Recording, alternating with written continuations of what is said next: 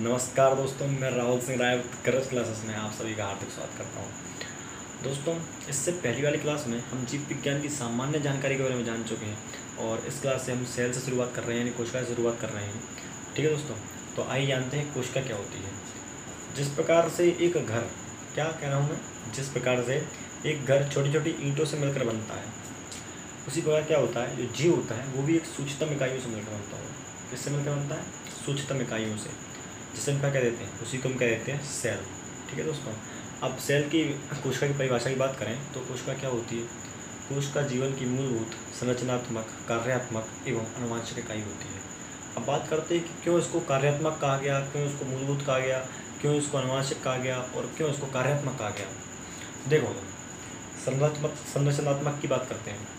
जब क्या होता है, जब किसी पुरुष के शुक्राणु महिला के गर्भाशय में आकर उसके अंडाणुओं से के साथ निषेचन करते हैं, यानी फर्टिलाइजेशन करते हैं, तो सबसे पहले क्या होता है, एक जायकोट का निर्माण होता है। जायकोट यानी युग्मनज। किसका निर्माण होता है? युग्मनज। और ये युग्मनज क्या होता है? ये क्या होती है? ये एक सेल होती है। क्या होती है? ये एक सेल होती है। और इसी सेल से क्या होता है, इसी सेल से यही सेल क्या करेगी, आगे जाकर विभाजित होगी और विभाजित होकर क्या बनाएगी, ऊतक बनाएगी, ऊतक से अंग बनाएगी, अंग से अंगतंत्र बनाएगी और उस प्रकार से एक जीव का निर्माण हो जाएगा। ठीक है दोस्तों। ठीक है, अब बात करते हैं कि इसको मूलभूत क्या कहा गया। अब मूलभूत इस कहने का कारण क्या था? सबसे पहले क्या था, सेल बनी। अब इसी सेल से तो आगे जाकर ऊतक बनेंगे और इसी ऊतक से क्या बनेंगे, अंग बनेंगे। तो आधार, मूलभूत का क्या मतलब होता है? एक तरीके से बोल सकते हैं कि आधार, किसी मकान का आधार क्या होता है, उसकी नींव होती है। यदि पहले नींव नहीं होगी तो फिर मकान कैसे बनेगा। इसी प्रकार क्या होता है, जो सेल होती है वो एक नींव का काम करती है। ठीक है, और इसलिए क्या कहते हैं, इसको मूलभूत इकाई कह देते हैं। अब बात करते हैं कार्यात्मक इकाई क्यों कहा जाता है। सबसे पहले अनुवांशिक की बात करते हैं। और अनुवांशिक इकाई क्यों कहते हैं? देखिए दोस्तों, जब पुरुष के शुक्राणु महिला के गर्भाशय में अंडाणु से मिलने निषेचन करने आए तो वह अपने साथ कुछ अनुवांशिक जानकारी भी लेकर आए। उसके लिए, किसके लिए? इस युग्मज के लिए। तो यही युग्मज जो अपनी जानकारी है, जो जानकारी शुक्राणु के द्वारा आई थी, वो इसके अंदर क्या करेगा, ट्रांसफर करेगा। ठीक है दोस्तों, इसलिए क्या कहते हैं, अनुवांशिक इकाई भी कह देते हैं, कोशिका को अनुवांशिक इकाई भी कह देते हैं। अब बात करते हैं कार्यात्मक इकाई क्यों कहते हैं। समझो दोस्तों, जिस प्रकार हमारे शरीर में अलग अलग कोशिकाओं के अलग अलग कार्य हैं। जैसे हार्ट का काम क्या है, हार्ट में मौजूद उनकी कोशिकाओं का कार्य क्या है, वो हार्ट को संकुचित करते रहते हैं, फिर रिलीज करते हैं, फिर संकुचित करते हैं, फिर रिलीज करते हैं। ठीक है दोस्तों, तो ये जो हार्ट की कोशिका है वो कोई काम नहीं कर सकती। यदि मैं कहूँ कि हार्ट की कोशिकाएं मुझे किसी चीज़ को देखने का काम करें तो वो नहीं कर सकती। किसी चीज़ को देखने का काम कौन सी कोशिका करेंगी? जो हमारी आँख में मौजूद कोशिका है, और वही कोशिका क्या करेंगी, हमें देखने का काम करेंगे। इसलिए क्या कहा, कार्यात्मक इकाई भी कह दिया। ठीक है दोस्तों, अब बात करते हैं कि एक जीव का निर्माण होता कैसे है। देखिए दोस्तों,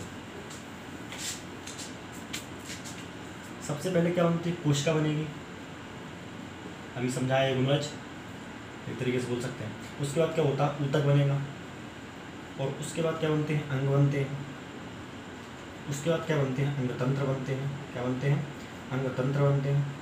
और इसी प्रकार क्या बन जाता है, एक जीव का निर्माण हो जाता है। ठीक है, क्या हो गया, एक जीव का निर्माण हो गया।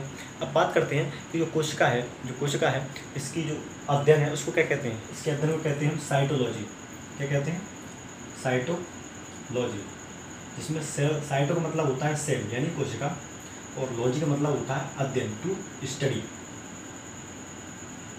यानी जिसके बारे में हम जिस शाखा में हम कोशिका के बारे में पढ़ते हैं क्या कहती है, साइटोलॉजी कहा जाता है उसको। ठीक है, ये क्या है, जीव विज्ञान की एक शाखा है।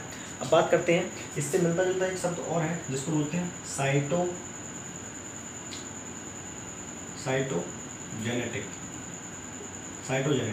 अब इसमें हम क्या करते हैं, जो कोशिका की अनुवांशिकता की जानकारी, जो कोशिका की अनुवांशिकता के बारे में जानते हैं, कैसे एक क्या मतलब, कहने का मतलब क्या है, कैसे एक कोशिका के लक्षण दूसरी कोशिका में ट्रांसफर हुए, उन सभी की जानकारी, उन सभी का अध्ययन किसमें करते हैं, साइटोजेनेटिक में करते हैं। बात करते हैं, जो साइटोलॉजी शब्द है ये हमें किसने दिया, तो इस शब्द हमें किसने दिया था, हार्टविक ने दिया था। किसने दिया? हार्टविक ने। ठीक है दोस्तों, अब बात करते हैं जो साइटोजेनेटिक शब्द है ये किसने दिया, ये शब्द दिया था हमको H.G. म्यूलर ने। किसने दिया था? H.G. म्यूलर ने हमको कौन सा शब्द दिया था, साइटोजेनेटिक। साइटोलॉजी शब्द किसने दिया? हार्टविक ने दिया था। ठीक है दोस्तों, अब बात करते हैं जो इसके जनक हैं किसको कहा जाता है। देखिए दोस्तों, जो आधुनिक कोश का विज्ञान जनक है वो अलग है, भारतीय कोश का विज्ञान है वो अलग है, जो पहले के कोश का विज्ञान जनक है वो अलग है। यदि सीधे सीधे सिंपल आसान ये पूछा जाए कि कोश का विज्ञानी जनक कौन है, तो कौन होंगे कोश का विज्ञानी जनक कौन होंगे? Robert Hooke. ठीक है। यदि बात करें कि आधुनिक कोश का विज्ञानी जनक कौन होंगे, तो कौन होंगे? कार्ल पी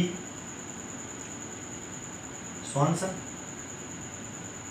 लेकिन अगर वो पूछे भारतीय कोश का विज्ञानी जनक कौन है, तो भारतीय कोश का विज्ञानी जनक कौन है? अरुण कुमार शर्मा। अरुण कुमार शर्मा। ठीक है। कार्ल पी स्वानसन की एक बुक है जिसका नाम क्या है? सेल। इन्होंने इस बुक में इन्होंने कोशिका के बारे में बताया है। रॉबर्ट हुक की बुक में आगे बताऊंगा। ठीक है।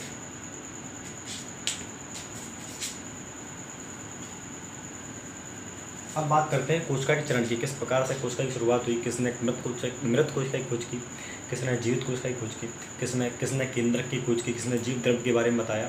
ठीक है दोस्तों। तो बात करते हैं सबसे पहले 1665 यानी 1665। वैज्ञानिक नाम है रॉबर्ट हुक। इन्होंने सबसे पहले क्या की? एक कोशिका की खोज की। ठीक है। किसमें की थी? एक पेड़ की छाल में की थी। किसमें की थी? एक पेड़ की छाल निकाली और खुद के बनाए हुए माइक्रोस्कोप से। उस समय माइक्रोस्कोप नहीं हुआ करते थे और उस माइक्रोस्कोप को जो रॉबर्ट हुक है उन्होंने खुद कांच को पीस कर बनाया हुआ था। ठीक है दोस्तों। और क्या किया? एक कोशिका की खोज की। ध्यान रखना, जिस कोशिका की इन्होंने खोज की वो क्या थी? एक मृत कोशिका थी। क्या थी? एक डेड सेल थी यानी मृत कोशिका थी। और इस चीज़ का वर्णन इन्होंने किसमें किया था? इनकी जो बुक थी वो क्या थी? माइक्रोग्राफिया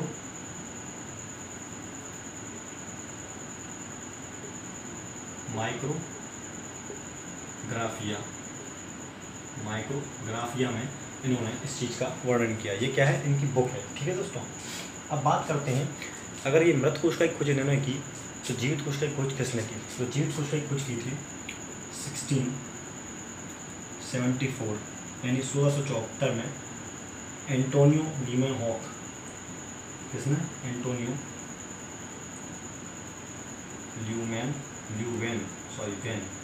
ल्यूमेनहॉक। यदि एनसीईआरटी की 9th में देखेंगे तो उसमें ल्यूमेनहॉक नाम लिखा हुआ है। क्या लिखा हुआ है? ल्यूमेनहॉक। 11th में भी देखेंगे तो भी 11th में भी यही लिखा हुआ है। तो इन्होंने क्या किया था? एक जीवित कोशिका की खोज की थी और उस कोशिका को इन्होंने नाम क्या दिया था? एनिमल क्यूब नाम दिया था। क्या नाम दिया था? एनिमल क्यूब नाम दिया था। यहाँ पर एक चीज़ रह गई, जिस कोशिका की खोज रॉबर्ट ब्राउन ने की और उस कोशिका को उन्होंने क्या नाम दिया था? उस कोशिका को उन्होंने नाम दिया था सेला। ठीक है दोस्तों। उस कोशिका को क्या नाम दिया था? सेला नाम दिया था। फिर 1674 में कौन आया? एंटोनियो ल्यूमेनहॉक। और ल्यूमेनहॉक ने किस कोशिका की खोज की थी? एक जीवित कोशिका की खोज की थी। क्या नाम दिया था? Animal cube. और वो कोशिका वास्तव में थी क्या? वो कोशिका वास्तव में क्या थी? एक जीवाणु थी। हुआ क्या? उन्होंने वो बरसात में कहीं जा रहे थे तो उनके जूतों में मिट्टी लग गई। तो उन्होंने क्या किया? हाथों से अपने जूतों की मिट्टी हटाया तो उनके हाथों में नाखून में कुछ उंगली में मिट्टी फंस गई। और उस मिट्टी को जब उन्होंने घर पे आकर अपने माइक्रोस्कोप से देखा तो उसमें क्या दिखा? उनको जीवाणु दिखाई दिए। ठीक है दोस्तों। क्या दिखा जी? जीवाणु। और जिस माइक्रोस्कोप में इन्होंने देखा वो भी क्या था? ल्यूमेनहॉक ने स्वयं बनाया हुआ था। उस समय तक भी क्या थे? जो क्या नाम है माइक्रोस्कोप थे उनका निर्माण नहीं हुआ था। ठीक है दोस्तों। तो इस समय ल्यूमेनहॉक ने जीवाणु के बारे में तो बताया था, इसी के साथ साथ ल्यूमेनहॉक ने आरबीसी के बारे में बताया था। उसी समय उन्होंने शुक्राणुओं के बारे में बताया था। और उसी समय हमें किसके बारे में बताया था? दिख रहा है? प्रोटोजोआ के बारे में बताया था। प्रोटोजोआ के बारे में बताया था। ठीक है दोस्तों। तो इन्होंने इतनी चीज़ों के बारे में बताया था। ल्यूमेनहॉक ने किस बारे में बताया था? जीवाणु के बारे में बताया था, आरबीसी के बारे में बताया था, शुक्राणुओं के बारे में बताया था और तथा जो प्रोटोजोआ के बारे में बताया था। ठीक है दोस्तों। ल्यूमेनहॉक के बारे में एक चीज़ और देखें। ल्यूमेनहॉक को, जैसा कि हम पहले क्लास में पहले पढ़ चुके हैं, ल्यूमेनहॉक को क्या कहा जाता है? Father of microbiology, father of microbiology, microbiology यानी सूक्ष्म विज्ञान के जनक किसको कहा जाता है? ल्यूमेनहॉक को कहा जाता है। और इनकी जो बुक है, इनकी जो बुक का नाम क्या है? इनकी जो बुक है उसका नाम क्या है? Secrets of nature. क्या है? सीक्रेट्स ऑफ नेचर, जो इनकी बुक है। क्या है? Secrets of nature. किसकी बुक है? ल्यूमेनहॉक की। ठीक है दोस्तों, बात करते हैं आगे।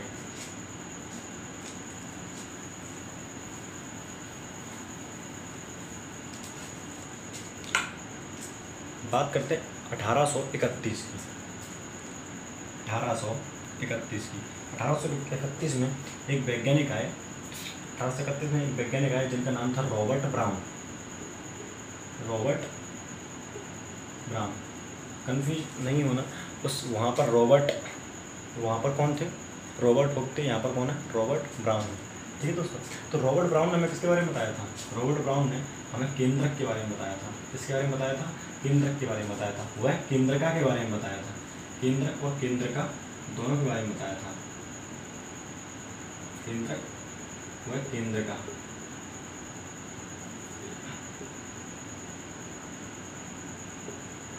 केंद्रक व केंद्रका के बारे में हमें बताया था। ठीक है दोस्तों, अब बात करते हैं 1838 में एक वैज्ञानिक आए जिसे एनसीईआरटी में क्या बोलते हैं?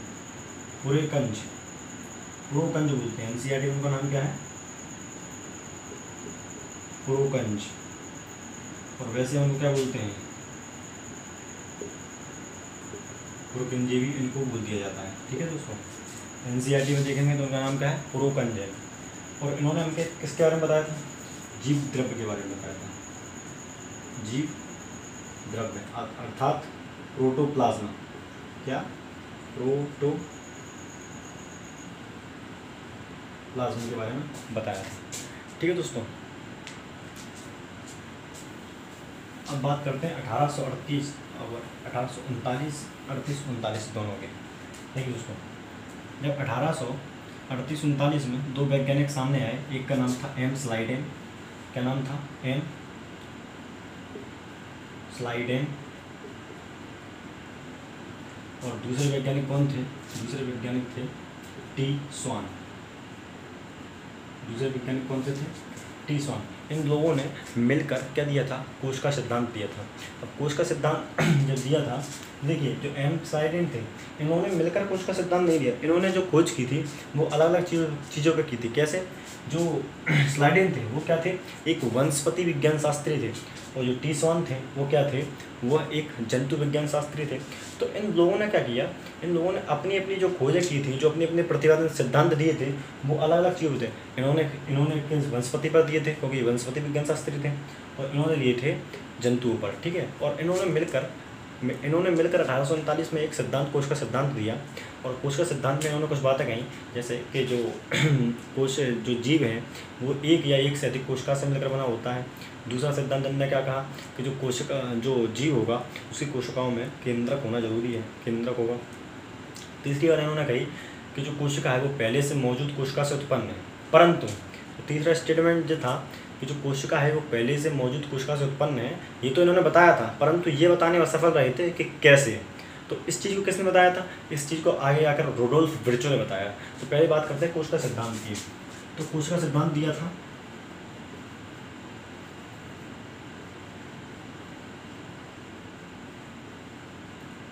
कोश का सिद्धांत। ठीक है दोस्तों, तो उन्होंने क्या बताया था? मैं आपको बता चुका हूँ पहले। तो पहली बात तो उन्होंने बताया कि जो भी जीव होगा वो एक या एक से अधिक कोशिकाओं से मिलकर बना होगा। दूसरी बात उन्होंने कही थी जो कोशिका है उसमें केंद्रक जरूर होगा। तीसरी बात उन्होंने क्या कहा? तीसरी बात उन्होंने ये कही कि जो कोशिका है वो पहले से मौजूद कोशिका से उत्पन्न है, परंतु ये बताने में असफल रहे थे कि कैसे। ठीक है, तो इस चीज़ की पुष्टि किसने की? इस चीज़ के बारे में सही तरीके से किसने बताया था? रूडोल्फ विर्चो ने बताया था। सर कोश का सिद्धांत कुछ अपवाद हैं जो कोश का सिद्धांत को क्या करते हैं? फॉलो नहीं करते हैं। तो इसके कुछ अपवाद हैं। अपवाद क्या है? जैसे बोल दें विषाणु। विषाणु क्या है? कोशिका सिद्धांत का पालन नहीं करता, क्योंकि ये अकोशिकीय जीव, ये एकमात्र अकोशिकीय जीव है।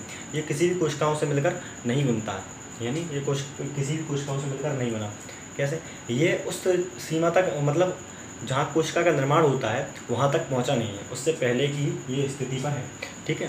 दूसरी बात करते हैं, जो इसका दूसरा वो है आरबीसी। आरबीसी क्यों? आरबीसी तो एक कोशिका है, परंतु इसमें केंद्रक अनुपस्थित होता है। क्या होता है? केंद्रक अनुपस्थित होता है। लेकिन इसका भी एक अपवाद है। जंतु कोशिकाओं में क्या होता है? केंद्रक उपस्थित होता है, परंतु आरबीसी में भी, स्तनपायियों में, इसमें आरबीसी में भी एक अपवाद है। अपवाद किसमें? 3 चीज़ों में। एक तो ऊँट, दूसरा लामा, और तीसरा क्या है? ऊँट, लामा और जिराफ। ऊँट, लामा और जिराफ, इन सभी की कोशिकाओं में क्या पाया जाता है? इन सभी की कोशिकाओं में केंद्रक पाया जाता है। ठीक है दोस्तों, आगे बात करते हैं। तो आगे बात करें जाइलम। जाइलम सुना होगा। जाइलम भी क्या है? इसका अपवाद है। ठीक है दोस्तों, तो ये थे कोशिका के अपवाद, कोशिका सिद्धांत के अपवाद। ठीक है, अब बात करते हैं आगे।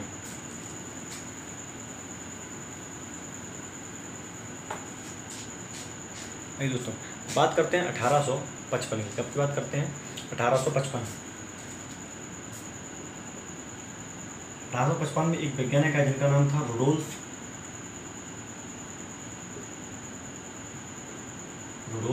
विर्चो। क्या नाम था? Rudolf Virchow. तो इन्होंने हमें किसके बारे में बताया था?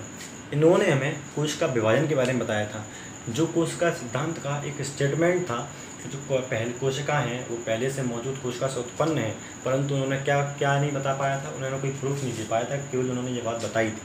उसका प्रूफ किसने दिया? रुडोल्फ विर्चो ने। उन्होंने क्या बताया कि जो कोशिका है वो विभाजन करती हैं, मतलब जो कोशिका, नई कोशिका का निर्माण है वो विभाजन से होता है। ठीक है, एक कोशिका का जब विभाजन होता है तो नई कोशिकाओं का निर्माण होता है। ठीक है, और इनकी जो इसमें ये बात इन्होंने कैसे बताई थी? इनकी एक प्रसिद्ध रचना थी जिसका नाम था ओमेन्स सेल्युला ई सेल्युला। ओमेन्स सेल्युला ई सेल्युला। ओमेन्स सेल्युला ई सेल्युला। ठीक है, इसमें उन्होंने कोशिका विभाजन के बारे में बताया था।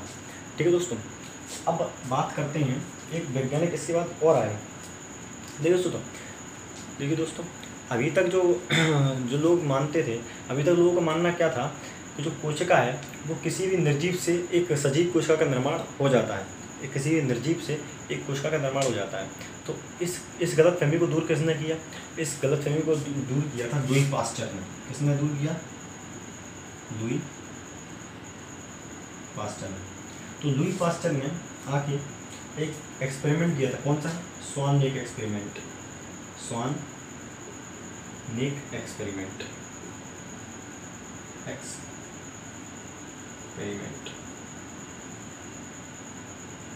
स्वान नेक एक्सपेरिमेंट। और स्वान नेक एक्सपेरिमेंट को ही हंस ग्रीवा प्रयोग कह देते हैं। ठीक है दोस्तों, तो इसमें उन्होंने क्या बताया था? इसमें उन्होंने किया क्या, समझिए।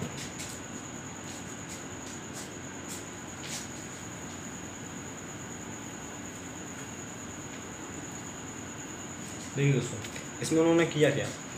उन्होंने इस तरीके से एक जार लिया और उस जार में मांस के टुकड़ों को घोल दिया, और उसकी इस तरीके से नाल थी, जिससे क्या था जो बाहर के जो जीवाणु वगैरह थे वो इसमें एंटर नहीं कर पाए। और उन्होंने एक काम और किया, यहाँ पर क्या किया, इसको बंद कर दिया और इसको छोड़ दिया। इसको जब छोड़ दिया तो जो बाहर के जो मक्खियाँ वगैरह थी, जो बाहर के जीवाणु वगैरह थे, वो इसके अंदर नहीं आ पा रहे, जो इसको गला सकते थे, जो सड़ा सकते थे। इससे क्या हुआ, ये जैसा का तैसा रखा रहा, इसमें किसी प्रकार की कोई जीव का निर्माण नहीं हुआ। ठीक है, फिर उन्होंने क्या किया, फिर उन्होंने इसको यहाँ से तोड़ दिया। इसको जब यहाँ से उन्होंने तोड़ा तो क्या हुआ, तो ये हवा के कांटेक्ट में आया और हवा में मौजूद विषाणु, जो जीवाणु और मक्खियाँ वगैरह, मच्छर वगैरह यहाँ पर आए और उन्होंने क्या किया, यहाँ पर अंडे दिए, जिससे क्या हुआ, इसमें अलग अलग जो सूक्ष्म जीव है उनका निर्माण हुआ। ठीक है दोस्तों, तो इस तरीके से उन्होंने इस चीज़ को गलत ठहरा दिया कि जो कोशिका का निर्माण होता है वह जीवित कोशिका से ही होता है, ना कि किसी निर्जीव कोशिका से। ठीक है दोस्तों यहाँ की क्लास हम यहीं तक रोकेंगे आज की क्लास, क्योंकि इसके बारे में अब हम क्या करेंगे, कोशिकांगों के बारे में पढ़ेंगे आगे जाके क्लासों में। ठीक है दोस्तों, तो क्लास कैसी लगी ये ज़रूर बताएं, अच्छी लगी हो तो लाइक शेयर और कमेंट ज़रूर करें।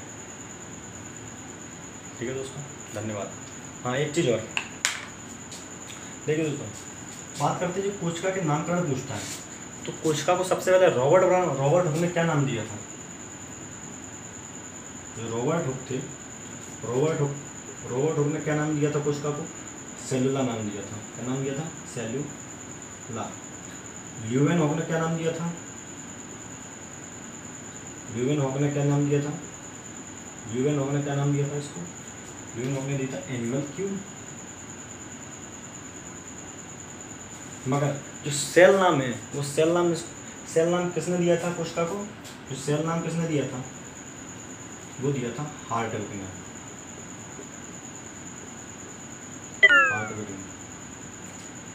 ठीक है दोस्तों, हार्टविक ने क्या किया था? सेल नाम दिया था कोशिका को, सेल नाम दिया था। और सेल का मतलब क्या होता है?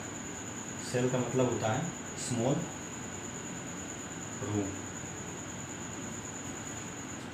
ठीक है दोस्तों, तो आज की क्लास यहीं तक रखते हैं और आगे जाकर हम इस कोशिका के अंगों के बारे में पढ़ेंगे और एक एक अंगों के बारे में अच्छे तरीके से पढ़ते चले जाएंगे। ठीक है दोस्तों, धन्यवाद।